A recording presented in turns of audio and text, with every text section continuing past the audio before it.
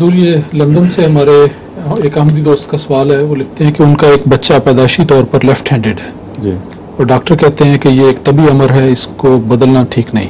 बदलता कौन है इसको?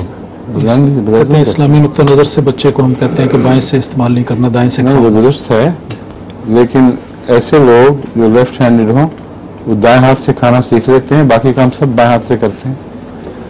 और ये फिर उनको उसूल बनाना पड़ेगा कि गंदी चीज उठाओ तो उससे उठाओ। हम बाएं हाथ से नहीं खा सकते, राइट हैंडेड हैं, बसा औकात बाएं से चीज उठा के अगर किसी को याद ना हो तो मुंह में डालने की हाथ उठता है।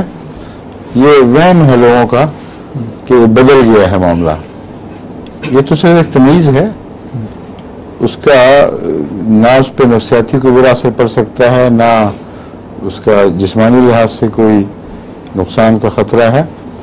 वाक़या यह है कि आप राइट हैंडेड होने के बाद अपने ऊपर उसको इतराक करके देख लें। बाएं हाथ को ज़्यादा इस्तेमाल करके कर सकते हैं आप।